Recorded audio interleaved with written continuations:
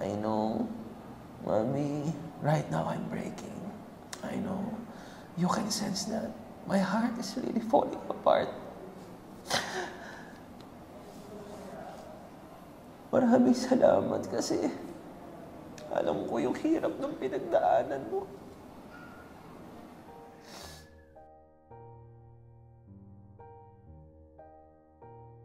Unang-una, Andrew, kami at yung mga viewers natin ay nakikiramay sa biglang pagpanaw ni Jor. Ano ba yung mga huling sandali bago siya namaalam? A night, tsaka a day before. Kasama namin sa hospital. Everything is okay. Actually, maganda yung mga vital signs niya. Although, every time na dinadialysis siya, bumababa talaga yung kanyang blood pressure. So, which is, sabi nila, nangyayari naman talaga yun. So, nung kinagabihan nun, okay naman siya. Very smooth yung kanyang vital signs. Up until mga bandang 4 a.m. in the morning, nag-message sa akin yung mga nurses na nagbabantay sa kanya. Sabi nila parang may something nga daw kay Ma'am Rina, kay Ma'am Jo, sabi ko, ano yun?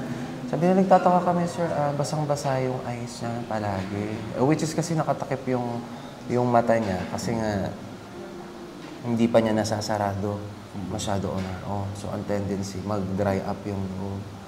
So, since dry yung mata niya, nagtataka sila, basang-basa yung gilid. Sabi ko, ano yan? Luha yan. Sabi ko, baka natatakot siya, baka nag-anxiety. Although, under the state of comatose itong pasyente natin. So, they are wondering, bakit, paano mangyayari yun kung comatose ka? So like I said, sabi ko nga sa kanila, may consciousness siyang kasama niyo. Nararamdaman niya, tsaka naririnig niya yung paligid niya kahit under the state of comatose siya. So kinakausap namin siya, kinocomfort ko siya. Sabi ko nga sa kanya, Mami, sabi ko, birthday ni Sander mamaya. Sabi ko, mag-work lang ako sandali. Sabi ko sa kanya, after nung work ko, dadaling ko dyan yung mga bata para dyan mag-celebrate ka ako si Sander ng birthday na. Although si Sander din mismo ang may gusto niya. 1 week siyang nag-look forward na makita si mami niya. Kasi hindi ko na sila masyadong nasasama sa hospital. Nasasama ko sila at least twice. Swerte na yung thrice a week minsan. So, itong bata, excited. So, sabi ko nga sa kanya, sabi niya, Daddy, sabi niya, it's my birthday later. Sabi niya, you promised me, I will see Mommy.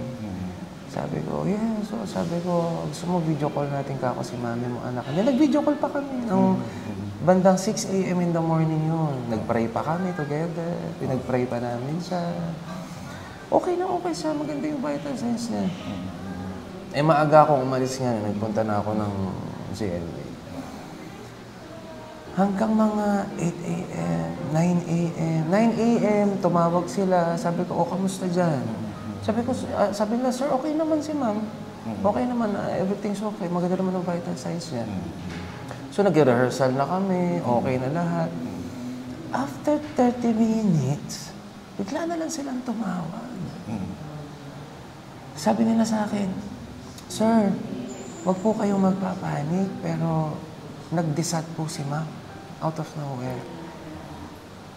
Meaning, bumagsak yung kanyang vital signs, bumagsak yung kanyang blood pressure, bumagsak yung kanyang heart rate, tapos yung kanyang oxygen saturation nawala. Alam mo yun, from okay na okay, sabi ko after a few minutes, bakit ganun ako? Tapos hindi nila maintindihan din. Taka sila sa nangyayari hanggang sa totally, wala nang response yung heart niya. So, from desat to totally nawala. Nawala yung kanyang blood pressure. Nawala yung kanyang heart rate. Nawala yung... Nasaan ka nun, nung time na yun? Sa GMA ako. So, anong ginawa mo? So, sabi ko sa kanila right away, nagpaalam ako sa GMA, sabi ko, nag-desat yung asawa ko.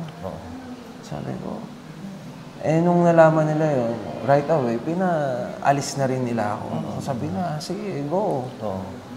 Kaso, that day, Hindi ko rin naintindihan. 11 a.m. Sobrang traffic. Sobrang traffic. So, paano mo minomonitor yung mga nangyayari? Habang ikaw yung nagmamaneho, di ba? Naka-ano ako sa kanila, naka-video call ako sa kanila. Oh my gosh. Habang nangyayari yun, yung nire-revive siya? Nung una, tumawag lang sila sa akin. Ito yung nagsasaksak na sila ng adrenaline shot. Nung pang 10 shot na nila, sinabi na sa akin ng mga doktor, "Sir, this is impossible. She's out." Kumbaga, ang sabi ko sa kanila, I know. Ako, sabi ko, paabutin niyo ako. Kasi ako, huwag niyong hayaang mawala yung consciousness niya nang mag-isa siya doon. So, sabi ko, bigyan niyo lang siya ng bigyan ng shot. Sabi ko, hanggang sa umabot ako. So, from 10 shots, since sobrang traffic nga, umabot sila sa 30 shots ng adrenaline. So, hanggang sabi sa akin ng mga doktor, "Sir, naawa na kami doon sa nangyayari." Kasi ang nagsi-CPR sa kanya, hindi siya sini-CPR manually. Ang ginagamit sa kanya is yung CPR machine nila. So this machine is very accurate. Kaso, dahil doon sa pressure and dahil doon sa impact na ginagawa nitong machine, puro dugo yung ganito niya. Kasi butas yung neck niya because of trichostomy. Doon na lumalabas. Dahil doon sa pressure.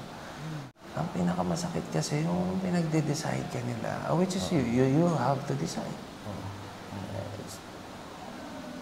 Sabi ko sa kanila, tapat nyo kako yung i-video call ko kayo. Sabi ko.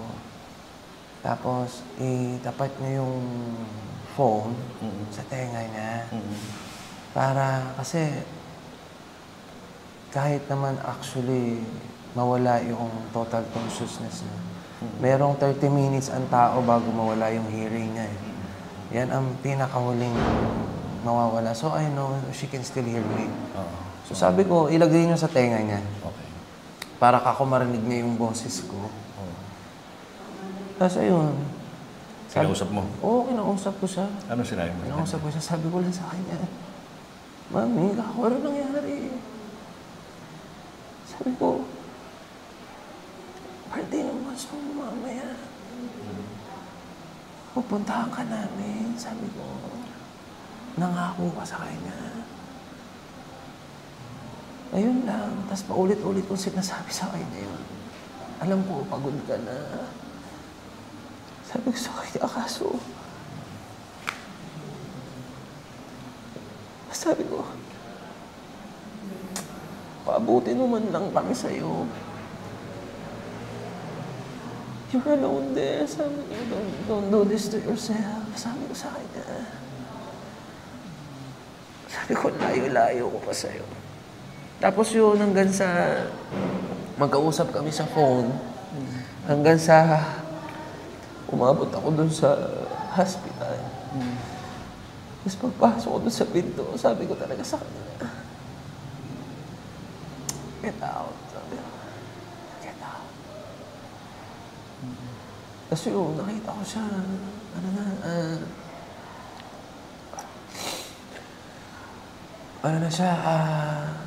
maitim na. Wala na. Color violet na talaga yung katawan niya. Tsaka, makikita mo, na talaga, nag-lift na yung consciousness niya. I know. Kasi kahit nung comatose siya, I know that she can hear me. Alam ko, nararamdaman ko talaga na naririnig niya ako. Nagre-respond siya sa boses ko. How? Paano siya nag-respond? Most of the time, ngayon, dati kasi nadidilat niya yung mata niya. Ngayon, ang response niya masakit. Kasi ang response niya sa akin, palaging tear drop. Lumuluhan talaga. Lalo pag bubulungan mo ng, "Mami, I love you." Magugulat ka, may papatak yung luha niya. Pero this time, Wala. Andun ako, katabi ko siya. Sinamahan ko siya hanggang sa morgue. Oo. Hanggang sa funeral home, sinamahan ko siya. Hanggang sa inaayos siya, andun ako. I was there, I'm watching. Sabi nga doon sa funeral home, sabi sa akin ni Sir, sigurado ba kayo na mag-stay kayo dito? Sabi niya, sa history ng trabaho ko, ngayon pa lang may gagawa niya.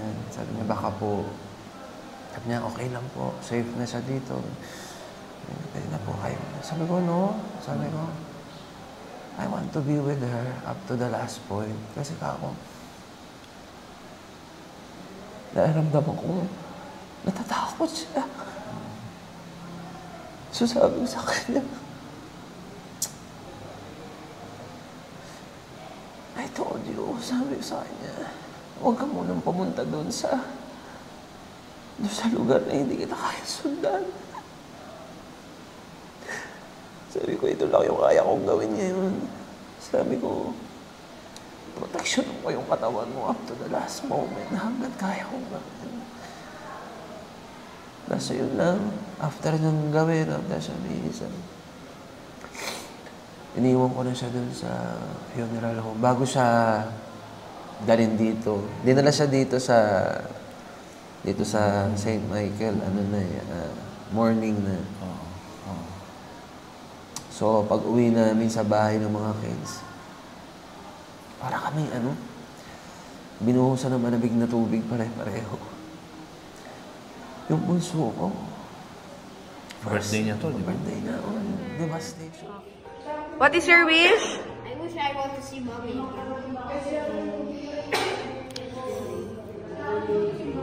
Birthday, baby. Mommy! Today it's my birthday. And when I first time to 7-Eleven, I help someone. I give them noodles because that's what he wanted. And also, I really miss you super dearly, Mommy. Someday we will see each other again. Nakakatuwa lang kasi, nung kinausap ko siya, nag-pray kaming dalawa. Nakakatuwa lang yung bata kasi sabi niya sa akin, Dad, it's okay. It's okay. Kasi iyak ako nang iyak sa harap niya. Sabi sa kanya, Son, I'm so sorry. I just miss your mother so much. Natawa ako sa kanya kasi hinawakan niya yung kamay ko. Tapos sabi niya sa akin, Dad, it's okay. I know, sabi ng bunso namin, she's in a much better place now. Sabi niya sa akin, we're praying, right? Sabi ng bunso, God will protect her. So, sabi ko, salamat kasi binigyan mo ako ng mga ganitong anak ako na kahit papano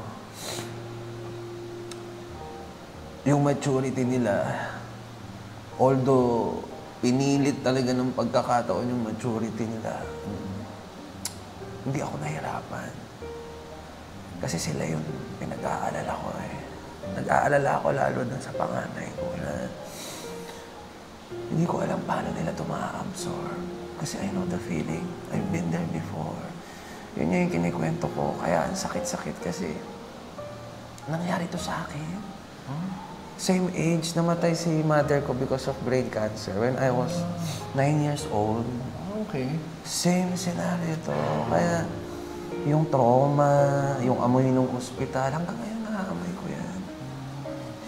Kaya doon ako nag-aalala at first. Sabi ko, baka hindi ko alam paano i-handle ng mga bata ito. Sabi ko. Kailangan i-process yun. Oo. Sabi para ko hindi kasi mangyari yung ako pa lang, I don't know how to handle it properly. Sabi ko, I'm an adult. So, yun yung pinag-aalala ko noong una. So, natatakot ako para sa emotional obligation na pwedeng hingin sa kanila nitong senaryo na ito. Well, nung nakausap ko yung bunso ko, tapos nakita ko kumilos yung panganay ko, na-lift naman yung fear ko. Sabi ko, na-realize ko na ginaguide sila ng Panginoon. Siguro, hinahawakan ng mga angels natin yung kanilang puso intact. Binabantayan ko naman, tinitignan ko, lalo pag mag-isa. Kasi magsisink in yan pag mag-isa ka na lang eh. Most of the time, lalo pag bata ka, pag marami kang nakikita, masaya sa paligid mo, marami kang kalaro. Di mo ma-absorb yan eh. Kakatok yan sa'yo pag mag-isa ka na lang. So, sabi ko sa kanila, as much as possible, huwag mo na kayong hihiwalay sa akin. Dikit mo na kayo sa akin, anak. Kaso sabi ng panganay ko, biniro niya ako, Daddy, ikaw yung iyak ng iyak. Sabi ko, I'm so sorry. Sabi ko kasi... Normal lang naman yun. Sabi ko, sorry, anak. Oo. Wala kang inkling na may mangyayaring ganito? Wala. You've never prepared yourself, no? Obviously, sa ganitong klase. Walang premonition, walang intuition, wala. I was unaware. Hindi ko to naramdaman. Hindi. Sabi ko nga sa kanya nung nagdadasal ako, iyak sa kanya. Sabi ko, sana man lang, binigyan mo ko ng sign. Hindi na ako nagtrabaho. Inalagaan ko na lang ng inalagaan mo na yung tao. Pinagsawaan ko na. Pinagsawaan ko na. Even after nangyari yung, alam mo na, yung episode na nakomatose siya because of yung nangyari sa kanyang kidneys, hindi ka nagkaroon ng inkling na pwedeng one day darating itong araw na ito? Hindi eh. Kasi, although yung mga doctors natin ever since naman, sinasampal nila sa akin yung reality na yan. Hindi ko alam kung piniprepare nila ako dito sa moment na to or I don't know. Pero isa lang sasabihin ko sa kanila, well, you're right. Are you guys happy now? So, kasi, close-minded ako ng mga panahon na yun. I was waiting for a miracle, which is miracles are real. Diba? So, paulit-ulit ako sa family niya na kung si Lazarus na buhay ng Panginoon sa 7 araw ng patay. Sabi ko, kaya niyang gawin sa asawa ko to. Sabi ko, ang dami ko pang nakikitang mga stories, 15 years ng tulog, 10 years ng tulog. So, I was very hopeful. Hindi nga ako hopeful. Kumbaga masyado akong optimistic. Optimistic to the point na yung pagiging optimistic ko. Sabi nung iba, blind optimism na nga daw yung ginagawa ko. Sabi ko, well, maybe that's fake. That's fake. So, wala. So, siguro dahil doon sa factor na yun sa loob ng utak ko, tsaka sa loob ng puso ko, hindi ko naramdaman yung premonition na paparating. Hindi ko siguro naramdaman yung sinasabi o niya. O dinideny mo sa sarili mo, no? Na, ganyan, no? The fact that I'm also in denial. So siguro hindi ko narinig yung sinasabi niya na, anak, this time it's a no. Ang ganda ng vital signs na. Kumbaga, yun ang tinitignan ko. So parang... You were holding on to that So sabi ko, God, hindi nauubos yung hope ko kasi nagpapakita ka ng hope eh. Nagpapakita ka ng hope. And I can see that she's still fighting. Kaya so paulit-ulit yung mga doctors na yun nga, pagod na yung katawan niya. Baka dumating sa certain point na dumating itong moment na to na mag-give out kung for example yung heart or something. So ito na yung sinasabi nila. Actually, bago pa mag-Christmas, pinausap na ako nung kanyang main doctor na kasi nag-vacation leave sila eh. So sabi nila, yun nga, maganda yung ganyan, maganda, everything is going smoothly. Kaso, you need to prepare yourself. Hindi natin alam kung hanggang kailan tatagal, sabi nila yung kanyang katawan. Hindi nila alam, hindi natin alam kung hanggang kailan kayang i-sustain yung physicality niya, yung pressure na hinihingi ng kanyang condition. Natuwa nga ako nung in-invite mo kami para maging ninong at ninang ng kasal ninyo. Naisip ko nga, sabi ko baka yun talagang senyales na pagaling na si Jeremy. Kaya nagkaroon ka ng confidence na ituloy yung wedding. Ano ba yung nag-udyok sa iyo para mag-decide na magpakasal kayo dalawa? Kasi bago mangyari sa kanya to, pinaplano na namin yan.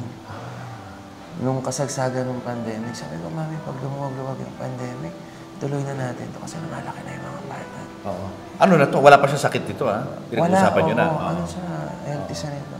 Oo. Sabi ko, tuloy na natin. Sabi ko, kasi Oo. iba din ka ako pag meron tayong blessing ng Panginoon. Sabi ko, siyempre, alam ko, mahal na mahal mo ako. Alam mo nung mahal na mahal kita. Just give it fact already. Oo. Pero iba ka ako yung meron tayong blessing. Eh, gustong-gusto na yan. Oo. Sabi niya, sige, Daddy. Sabi niya, I'm so proud of you. Bakit hindi natuloy nung time na yan? Ang daming kasing senaryo nangyari. Tapos nag-pandemic. Naisip ko, sabi ko, bakit pa ako maghihintay ng perfect time na magising siya? Sabi ko, kung pwede ko nang gawin ngayon. Oo. Sabi ko, kung naririnig naman niya, at saka conscious siya, sabi ko, gusto ko nang iparamdam to sa kanya ngayon. Sabi ko, para, yun nga. Actually, siguro in denial lang ako, pero siguro mayroon na akong konting premonition at that time. Parang at the back of my head, iniisip ko na, worst comes to worst, may mangyari man, ma-achieve man lang yung nag-iisang bagay na pinangako ko sa kanya ever since. Alam mo, kasi yung marriage, naiintindihan ko. Mahal kasi ako ng asawa ko. Hindi na yan kinulit ko ulit, hindi na yun. Pero alam ko nasa puso niya. Pangarap ng bawat babae yan. Hanggang meron siyang konting consciousness, naririnig niya, gawin ko na. Sabi ko, bakit pa ba ako maghihintay? Sabi ko. So, humingi ako ng payo dun sa mga kaibigang pastors. Sabi nila, go. Oo, that's very good. Sabi ko, sige, let's do it. Sabi ko, ang gusto ko sanang date sa 21. Kasi birthday ni Sander. So sabi ko, adjust natin. Gawin na lang natin mga after New Year. Kasi wala rin talagang available na pastor. Lahat naka-Christmas ano na. Tapos, ang hirap na rin mag-asikaso ng mga permit sa munisipyo. Kasi nakabakasyon na yung mga tao. So sabi ko, sige, i-move na lang natin ang mga after New Year. Kasi confident ako ang ganda ng vital signs niya. Iniisip ko pa nga nun, malay natin, baka after Christmas, may regalo ang Panginoon. Diba? Kahit pa paano. Hindi man siya at least 70% okay. Masaya na akong gumising lang ulit siya. So sabi ko, baka ipagkaloob yan. Sabi ko, hindi natin alam. So sabi ko, sige, okay ako dun sa konting adjustment ng date. Tapos yung sing-sing, anong storya na? Yung engagement ring namin, matagal na kasi yun. Matagal na yan. Etong sing-sing, yung luma, parang hindi siya ganun kaganda dati. Since hindi naman namin nasuot for a very long time. Kasi nga, ang tagal na nung ano, hindi na ganun kaganda yung itsura niya. So sabi ko, bibili ako ng bago, yung mas magandang bagay sa daliri niya. Kaya ito, bago to. Pero yan, bale. Isa sa kanya, isa sa'yo. Bumili ako doon. Kasi yung isang pinsan niya sa jewelry shop nagtatrabaho. So nagpatulong ako sa kanya magpahanap ng ring. Kaya nga, devastated sila. Sabi ko, kung devastated kayo, mas naman ako. Sabi nila, umiiyak sila. Sabi nila, kakukuha mo lang ng sing-sing. Sabi ko, yes, I know. Sabi ko, hindi ko ini-expect na ito yung iririgalo sa akin ng Panginoon. But I'm not complaining. Yeah. He's much wiser than us. There is no anger in your heart right now? No, I have no anger. I understand His will. Although I cannot comprehend it. Not at this time. Not at this time. Pero in a way, you're in the process of accepting it. Tama ba yan? Siguro, in a way. But you are not angry at him for what happened? Hindi, wala. Kasi ano yan siguro meron siyang nakitang hindi ko nakikita.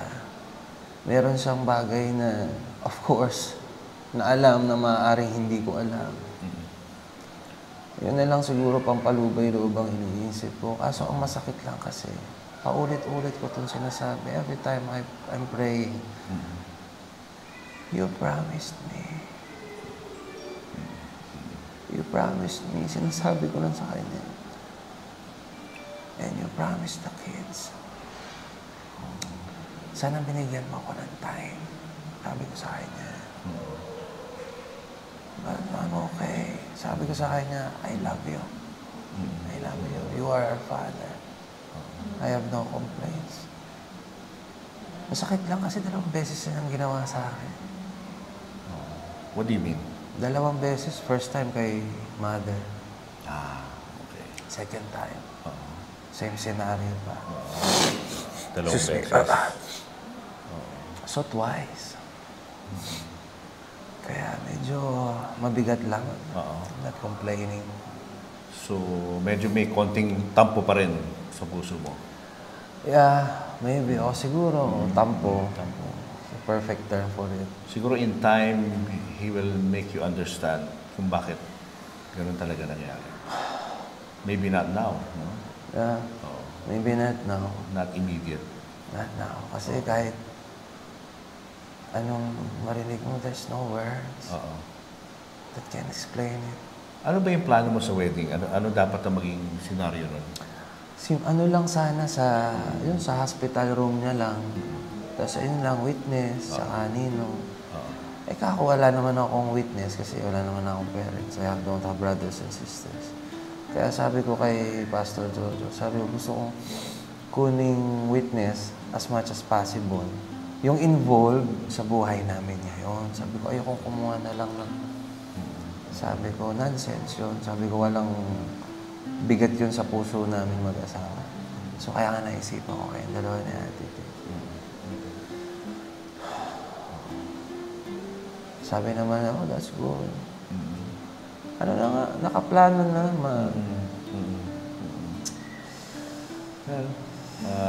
These are things na hindi mo talaga, di ba? Mapipredict kung ano mangyayari talaga Pero anong plano mo ngayon, Andrew? In the immediate future after na may libig na siya, what are you looking forward to after? I don't know. Siguro, para sa mga kids, we have to push them. We need to move forward. Sabi ko nga sa anak ko, anak, I know it's going to be very, very hard.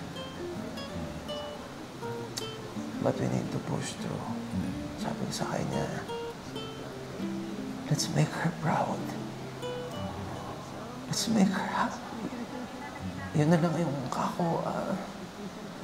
pinaka-list na pwede natin gawin. Sabi ko, para sa kanya. Sabi ko, wag na natin siyang bigyan ng problema.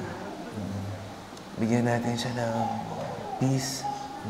Sabi ko, so ipakita natin sa kanya na magiging okay tayo. Do you still feel yung presence niya hanggang ngayon? Ni Jeremy? Yeah, I can sense her every time. I know she's scared.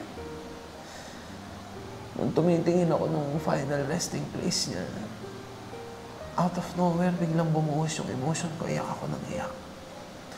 Alam ko emotion niya yun. Sabi ko sa kanya, bumubulong ako sa sarili ko. Sabi ko, yumakap ka lang sa akin. Huwag kang matakot ka ako. I will be here for you. If you need me every day to be here, sabi ko, I will go here every day. Don't be scared. Kasi nararamdaman ko yung takot niya. Well, sino ba naman di matatakot? Ilagay ka doon.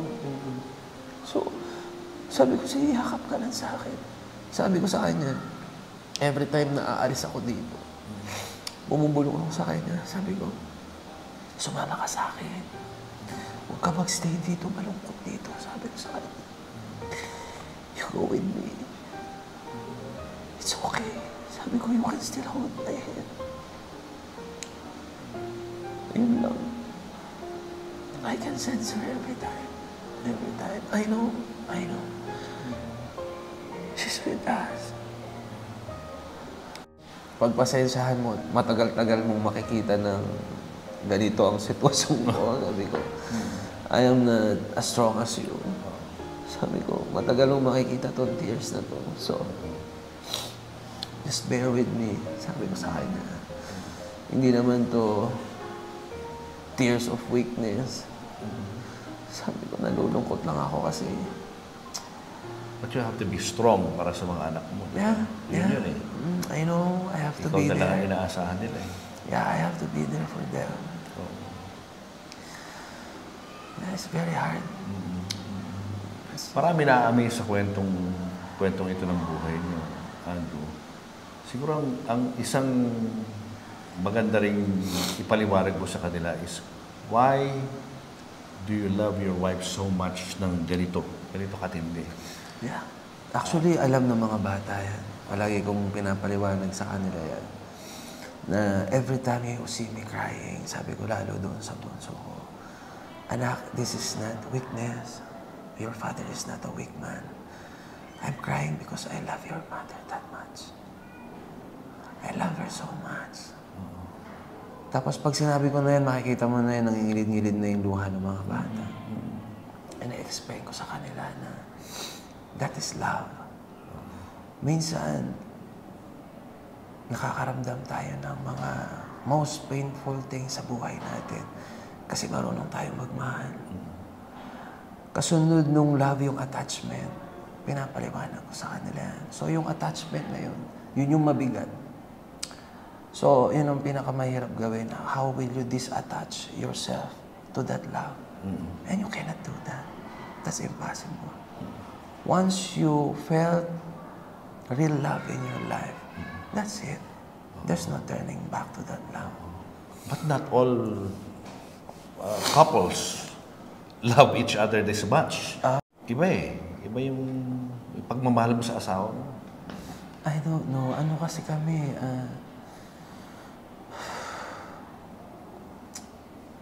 mag-best friend kasi kaming dalawa. Kumbaga, Soulmates, no? maybe, Pwede, no? oo, pwede. She's my twin flame. Yeah. Something like that. So, nagkakaintindihan kami sa lahat ng bagay. So, kung saan ako masaya, kasama ko siya doon sa kasiyahan.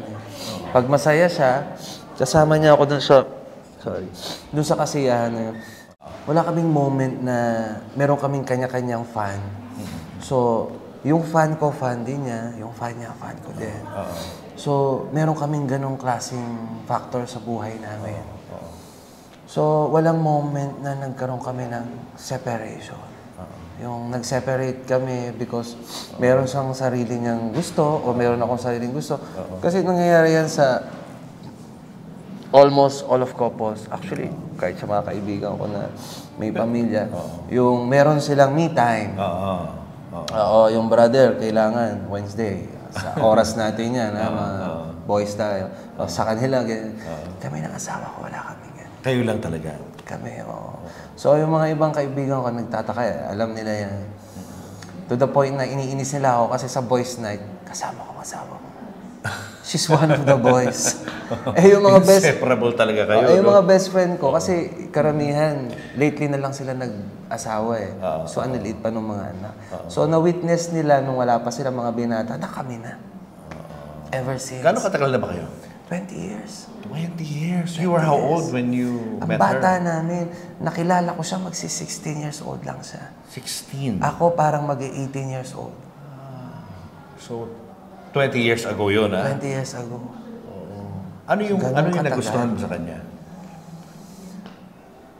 She has a very big heart. Alam ito ng lahat ng tao, lalo na yung mga taong totoong malalapit sa kanya. Napakabait na tao. Kung nasaan siya, para siyang merong spotlight palagi. Masaya ang crowd pag nandoon siya. Ano siya? Crowd pleaser siya. Ano siya? People pleaser. Pag meron taong wala, hinahanap niya yan. Pag meron siyang mga kaibigan na 1 week na niyang hindi nakikita, kinakamusta na niya yan.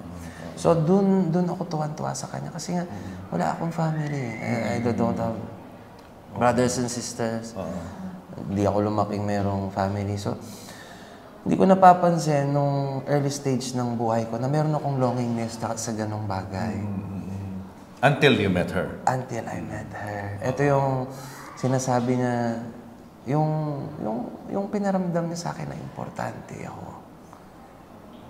Yun yung, doon ko talaga siya minahal ng sobra. For the first time in my life, na-experience ko yung may nag-aalala kasi hindi ka pa kumakain. Yung magtatanong, magkaibigan pa lang kami. Sasabihin niya, kamusta ka na? May sakit ka daw. May nag-aalaga ba sa'yo? And she was very, very, very young at that time. Naiisip niya yung mga ganong bagay. Wala itong halong kasi marami yung mga ganyang early stage, pag ganyan teen days mo, hindi mo pa alam totally kung anong gusto mo eh. Oo. Friendship is just, come and go lang sa buhay mo yan as a, di ba, young person. Siya iba, nung bata siya, naiintindihan na niya ang kahalagahan ng friendship, kahalagahan ng family. So, doon ako na in love ng totoo sa kanya. Sabi ko nga sa'yo, Kuya Julius, 3 beses ko siya niligawan. Tinurn down niya yan, hindi dahil sa ayaw niya ako. Oo. Kasi gusto niya akong kaibigan. Natatakot siya na... Oo, gusto niya akong kaibigan. At saka that time, ayaw niya ng relationship. Kasi ako, ang aga kong naging artista, sanay akong... actually, bago ko siya naging girlfriend, marami na rin ako naging girlfriend at that time. And I was also very young at that time. But you never, felt yung ganong klaseng emotion Hindi, sa iba? O kaya, naano ako sa kanya Iba siya talaga? Sabi ko, alien ba ng tao? Sabi ko, God, She was really a gift para sa iyo talaga. Tapos, nung mga panahon na pinupurso ko na yung panliligaw ko sa kanya. Nung pangatlong beses ko na siyang naliligawan. Ito na yung mga panahon na ini-imagine ko na ano kaya pag kami na yung magkasama sa loob ng bahay. Nagtatrabaho ko, may iwan siya sa bahay. Hinihintay niya ako umuwi. Minimesmerize ko na yung mga bagay na. And then, ayun. So, mas nauna ka talaga na nagmahal sa kanya? Oo, mahal na mahal. Kesa siya, no? Hanggang sa dumating sa point na, ayun, naging talagang kami na. Sinagot niya ako nung birthday niya. Kaya ang anniversary namin, birthday niya mismo. Pag nagdadasal ako ngayon, tinatanong ko sa Panginoon. Sabi ko, saan ba ako nagkamali? Sabi ko sa kanya, gusto ko lang naman ako magkaroon ng maayos na family. Sabi ko, binigyan mo ako ng panibagong light sa buhay ko. But you took it away anyway. Sabi ko. So, yun lang yung tinatanong ko sa kanya. Ano bang purpose saka reason? Ako na binigay mo siya sa buhay ko. So, iniisip ko na lang. Siguro gusto mong ipa-experience sa akin anong pakiramdam magkaroon ng sarili mong pamilya. Siguro sabi niya, anak, yan ang hinihingi mo. Binigay ko lang naman sa'yo. Kaso sabi ko, sana alam mo yun, pina-experience mo yung makasama ko siyang tumatanda, sabay kaming tumanda, makita niya magkapamilya yung mga anak niya. Alam mo yun, pag matanda na kami, pag-uusapan namin yung mga bagay na nangyari sa buhay namin. Pinagkait niya ulit sa akin. So, still, I'm trying to understand him. There are certain things in this world that, we cannot really understand. It's only him. Siya lang yung nakakaalam ng mga bagay-bagay na hindi talaga natin maunawaan. Kaya, kako, di sa'yo na yan. Binibigay ko sa'yo ng buong buo. Ayaw mo sabihin sa akin. Hindi mo ako sinabihan, hindi mo ako winaningan. It's okay. Maybe in due time, I will understand you. Maybe, yeah. But not now. In His time. In His time.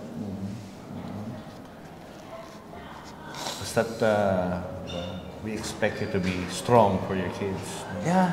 Yun lang talagang wala naman sila ibang makakapitan, kundi ikaw din eh. Yeah, I know. I will be there for them. Pangako ko yan kay Jo. And she will be very, very proud.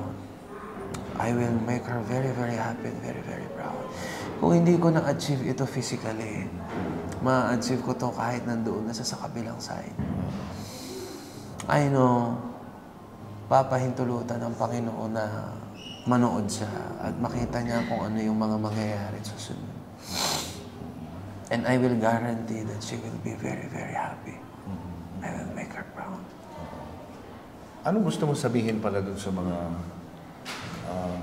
nagmahal sa inyo, kahit hindi kayo kakilala, nagdasal para sa paggaling niya, nagbigay ng financial na tulong sa inyo? Ang dami nag-express ng kanilang pagmamahal. Actually, ang daming pumupunta dito. Hanggang palagi, ngayon? Oo, nakikita mo talagang umiiyak doon sa cafe niya. So, mga kapatid, una, of course, I want to say I'm sorry. We did everything we could. And of course, maraming salamat sa inyong lahat. Hindi nyo alam kung paano nyo ako pinalakas. This past few months, itong 1 year time na ito, you've been my strength. Guys, you've been my strength. So, siguro, ang pinakamaganda na lang is yung lesson. Yung sa akin, wala na. No matter what I do, it's already gone. Kung kayo po ay nagmamahal ngayon, at yung mga taong mahal nyo ay kasama nyo pa, hug them. Let them know that you love them. No matter what happens, make them feel that you love them. Never let your ego dictate the will of your heart. Because regret is the most painful thing that you can feel in your life. So, kung kayo po ay mayroong gustong sabihin sa inyong mga mahal sa buhay, say it. Don't hesitate. If you love them, say it again and again and again and again and again. Make them feel it again and again and again. Ang pagmamahal, hindi po nakakasawa yan. Ibigay niyo lahat. You will never regret it. You will never regret it. Thank you so much, Andrew. At pagdarasal ka namin, pagdarasal namin si Jor at ang mga anak mo. Thank you.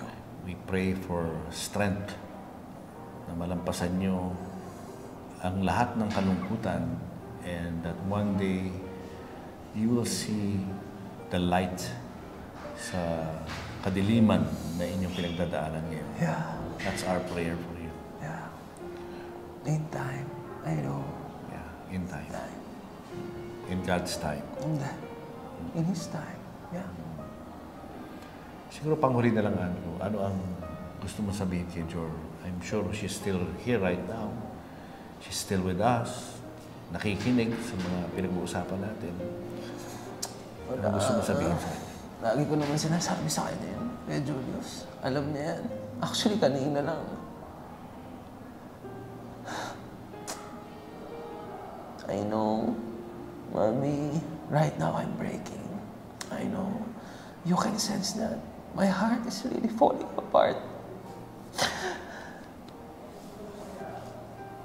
Maraming salamat kasi alam ko yung hirap ng pinagdaanan mo.